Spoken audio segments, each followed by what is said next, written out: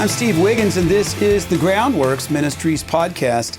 Today we're reading from the book of Job, chapter 22, and let's focus on verses 1 through 11. Then Eliphaz the Temanite answered and said, "Can a man be profitable to God? Surely he who is wise is profitable to himself. Is it any pleasure to the Almighty if you are in the right? Or is it gain to him if you make your ways blameless? Is it for your fear of him that he reproves you and enters into judgment with you? Is it not your evil abundant?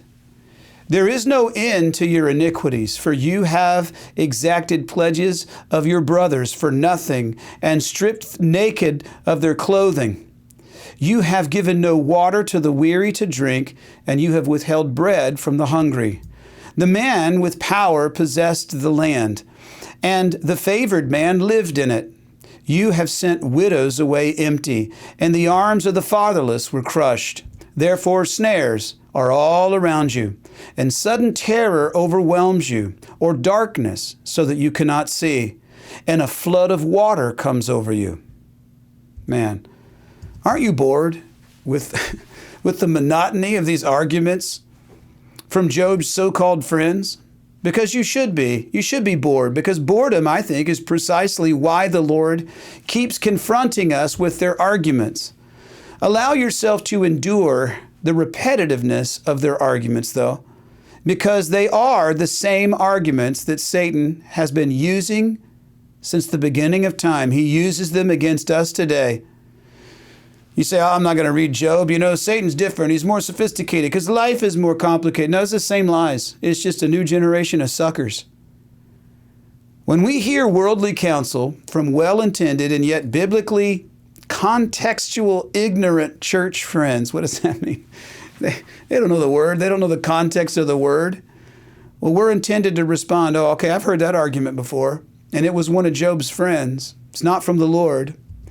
Eliphaz is still convinced that Job is being judged by God, as opposed to God using Satan to showcase Job's faith.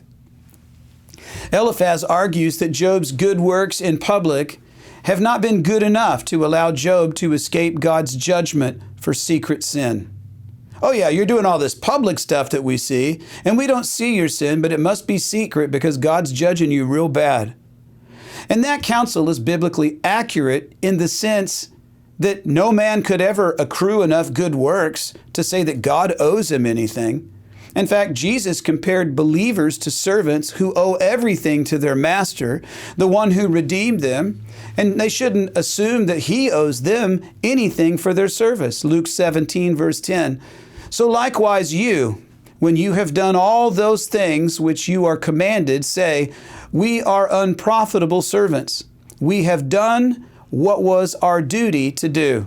Even when you do great things. Let's say Billy Graham, right? Let's think of these great Christian leaders of our generation who've come through history. Look at what we all did. Well, God owes that guy something. God owes you nothing.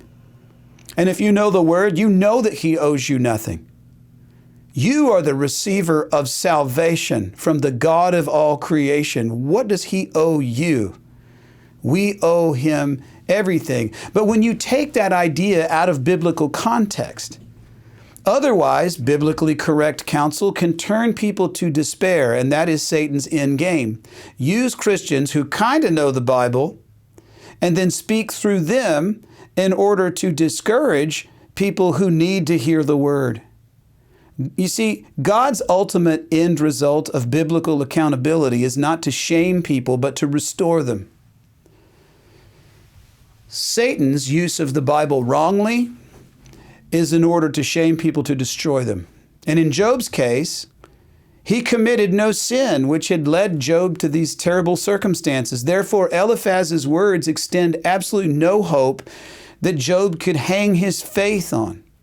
And while it is true that our good works don't profit God, it is good to know that he values our faith in him, and he chooses to call us and to equip us and to use us to build his kingdom. So yes, he does love people who are sinners who repent.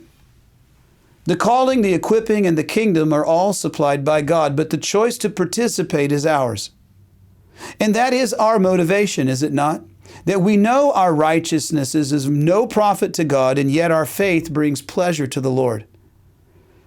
And the world says that we could never do enough for God to love us. And God says, well done to every believer who enters heaven. And in that mystery is the great hope of the gospel. Because it's not what we have done. The only thing you did was surrender. Right? I literally fell lifeless at the feet of the Lord and said, Lord, come into my life and take control. And everything that we have done, He's done through us. I'm Steve Wiggins, and this is the Groundworks Ministries podcast. Groundworks Ministries operates entirely through financial donations from people like you. And your giving to Groundworks Ministries helps transform lives. You are making a difference through Groundworks. Would you consider making a donation to Groundworks Ministries today? Because we need your monthly support now more than ever. And donating is secure and it's easy at our website, groundworksministries.com. Another way that you can help is to tell people about Groundworks Ministries. Share these podcasts with friends and family and on your social media. And of course, you can always direct folks to our website, groundworksministries.com.